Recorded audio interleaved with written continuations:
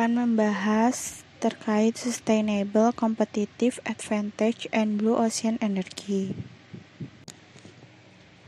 Oh iya, aku sampai lupa. Kayaknya agak asik nih kalau misalkan aku nggak memperkenalkan diriku terlebih dahulu. Halo, perkenalkan, nama aku Anggita Kusmawardani, biasa dipanggil Gita. Aku merupakan salah satu mahasiswi Teknik Industri Universitas Pancasila. NPM-ku yaitu 44192150011. Aku buat video ini untuk memenuhi UAS Manajemen Strategi yang diberikan oleh dosenku, yaitu Bapak Haris Adi Swantoro ST MBA. Oh ya, ini merupakan video pertama dari 3 video yang akan aku buat. Oke, balik lagi ke topik kita, yaitu Sustainable Competitive Advantage dan Blue Ocean Energy. Sebelum membahas Sustainable Competitive Advantage, aku yang ingin membahas apa sih Competitive Advantage. Jadi menurut Porter, di dalam bukunya, competitive advantage adalah kemampuan yang diperoleh melalui karakteristik dan sumber daya untuk memiliki kinerja yang lebih tinggi dibandingkan perusahaan lain pada industri atau pasar yang sama. Tujuan adanya competitive advantage itu ada 5. Yang pertama, membentuk positioning yang tepat. Yang kedua, mempertahankan pelanggan. Yang ketiga, mendapatkan pangsa pasar baru. Yang keempat, memaksimalkan penjualan. Dan yang terakhir adalah menciptakan kinerja bisnis yang efektif. Kan kita udah tahu apa itu competitive advantage. Nah, di sini aku akan melanjutkan apa sih sustainable competitive advantage atau yang bisa kita singkat sebagai SGA. Jadi, SGA merupakan kesinambungan manfaat dan penerapan strategi penciptaan nilai unik secara serempak. Sehingga pesaing potensial itu tidak dapat meniru manfaat yang telah dibuat perusahaan tersebut secara terus-menerus atau berkelanjutan. Dari pengertian yang telah aku sebutkan tentang SCA, dapat aku simpulkan, jadi ada 4 sumber penting di dalam SGA ini. Yang pertama yaitu kelangkaan, yang kedua ada nilai atau value dari suatu barang, yang ketiga ada ketidakmampuan untuk ditiru oleh kompetitor lain, dan yang terakhir adalah ketidakmampuan untuk diganti.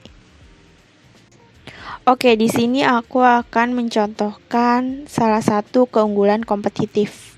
Di sini aku akan membahas Amazon. Siapa sih yang nggak tahu Amazon? Amazon merupakan salah satu platform e-commerce terbesar yang ada di dunia. Atau mungkin sekarang merupakan platform e-commerce nomor 1 di dunia. Hal yang pertama mereka jual adalah buku. Buku merupakan produk pertama yang dijual. Kenapa? Karena buku mempunyai beberapa kategori, baik ada buku fiksi, buku non-fiksi, buku pembelajaran, novel. Buku ini merupakan sesuatu yang sangat penting di dalam kehidupan manusia. Dia bisa menjadi sumber belajar maupun sebagai hiburan. Hal menarik yang dibuat Amazon setelah menjual buku adalah mereka membuat harga serendah mungkin untuk tetap menarik banyak customer dan menjanjikan pengiriman yang lebih cepat. Karena harga yang dibuat adalah serendah mungkin, kemungkinan UMKM untuk menjual produknya itu sulit karena Amazon sendiri selain udah lebih rendah dibandingkan UMKM, dia juga menyediakan pengiriman yang lebih cepat. Bahkan saking pentingnya SCI ini, Porter mengatakan faktor penting sebelum melakukan investasi jangka panjang adalah melihat perusahaan tersebut memiliki keunggulan kompetitif yang berkelanjutan atau tidak. Sehingga Porter membuat elemen utama dalam pemilihan tersebut atau yang disebut adalah Porter 5 Force, di mana hal tersebut terdiri dari persaingan industri, ancaman pendatang baru, ancaman produk pengganti, kekuatan tawar-menawar pembeli, dan kekuatan tawar-menawar pemasok. Aku akan ngebahas satu-satu dari 5 force tersebut, yaitu yang pertama ada persaingan industri. Persaingan industri ini adalah persaingan yang mengacu pada perusahaan lain dalam industri yang menghasilkan produk atau layanan yang sama. Di persaingan industri ini pastinya akan membahas kayak lower price, harga yang rendah, produk baru, menambahkan banyak iklan, meningkatkan servis. Lalu yang kedua ada ancaman pendatang baru. Ancaman pendatang baru itu kayak gimana sih mudahnya pendatang baru itu masuk ke ruang pasar yang ada di dalam produk tersebut. Kalau misalkan Porter mengatakan bahwa ada easy to enter dan more difficult to enter, jadi mana sih yang faktor penting sebelum investasi jangka panjang? Pastinya Porter untuk memilih yang sulit masuk ke dalam pasar tersebut, karena ketika suatu pendatang baru gampang masuk, maka kita akan terus bersaing terkait harga, bersaing terkait inovasi dan sebagainya. Lalu yang ketiga ada ancaman produk pengganti. Ancaman produk pengganti itu merupakan produk atau barang yang jasa yang memenuhi kebutuhan konsumen atau pembeli yang sama dengan produk atau jasa yang dijual. Jadi ancaman produk pengganti ini sulit banget karena pasti banyak banget produk penggantinya. Kayak misalkan contohnya aku nih butuh sweater, tapi di lain sisi ancaman produk pengganti sweater itu kan banyak banget kan, bisa jaket, bisa baju lengan panjang dan sebagainya. Lalu yang keempat ada kekuatan tawar-menawar pembeli. Jadi kekuatan tawar-menawar pembeli ini apa sih pembeli lihat dari produk tersebut? Biasanya mereka kan melihat harga yang lebih rendah dengan kualitas tinggi, atau harga yang lebih rendah tapi banyak pilihan dan sebagainya. Dan yang terakhir adalah kekuatan tawar-menawar pemasok. Kekuatan tawar-menawar pemasok itu mengacu pada seberapa mudah atau sulit pemasok tersebut untuk menaikkan dan meningkatkan keuntungan mereka. Ketika kita membeli dengan banyak porsi atau porsi yang besar, supplier itu pasti akan menurunkan harga. Tapi kalau misalkan kita beli sedikit, supplier akan menaikkan harga. Nah, itu yang menjadi daya tarik dari kekuatan tawar-menawar si pemasok tersebut.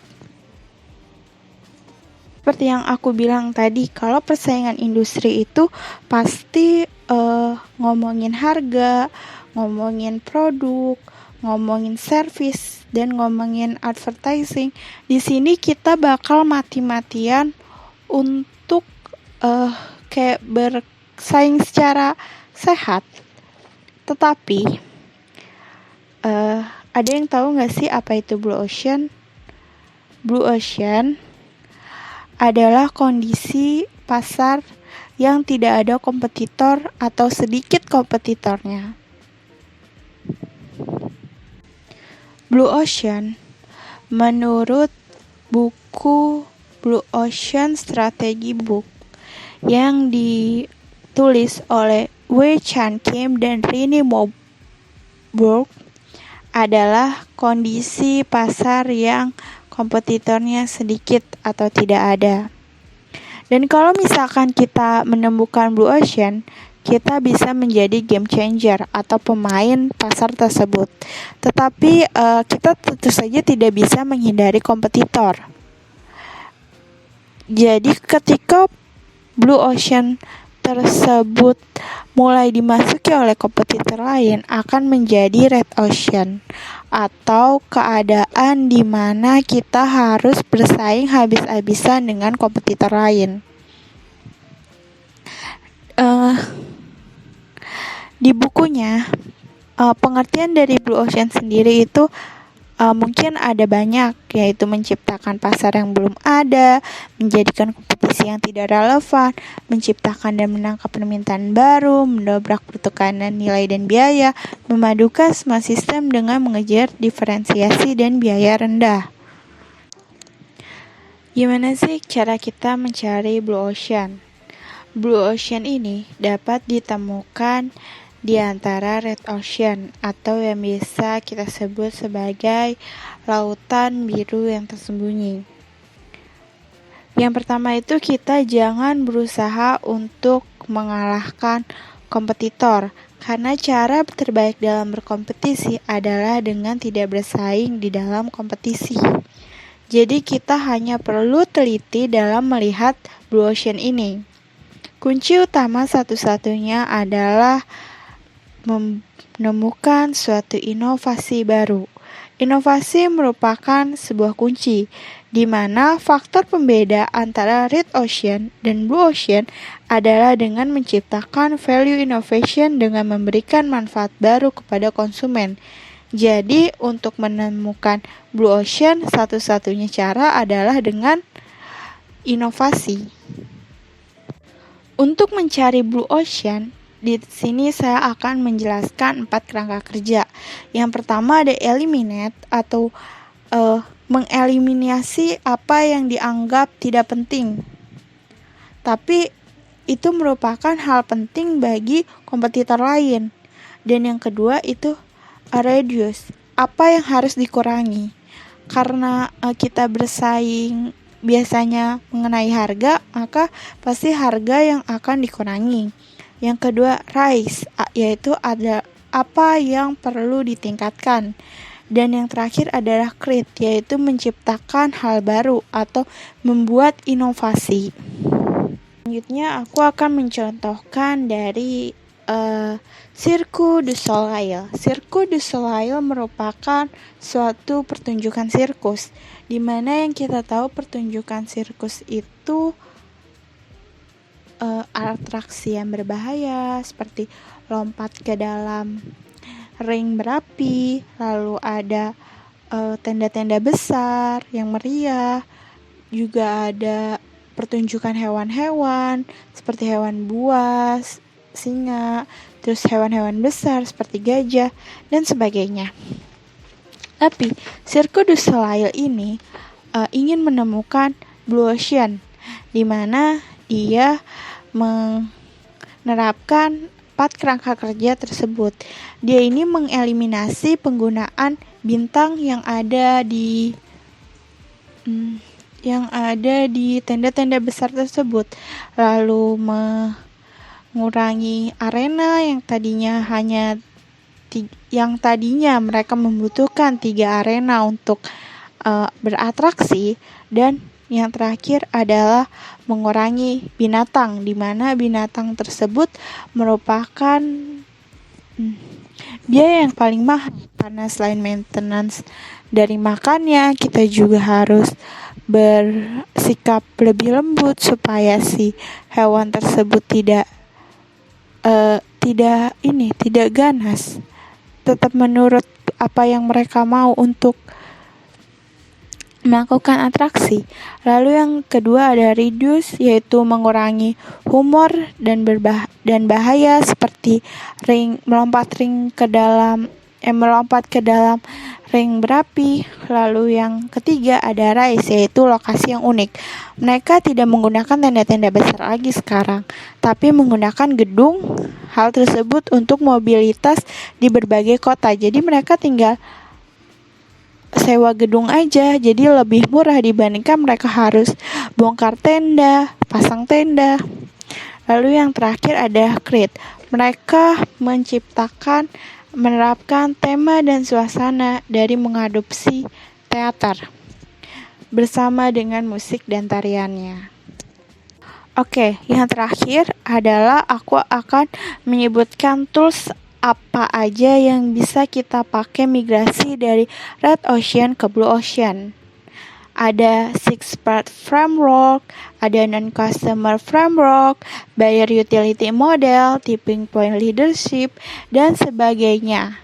Masih banyak lagi tools yang bisa kita pakai untuk migrasi dari Red ke Blue Ocean. Oh ya, sekian dari aku. Terima kasih atas perhatiannya. Mohon maaf apabila dari video-video yang aku tampilkan ini sulit membuat kalian mengerti. Aku harap kalian dapat komen saran-saran untuk aku ya. Oh ya, jangan lupa ini baru video pertama, bakal ada video kedua. Coming soon. Smart City.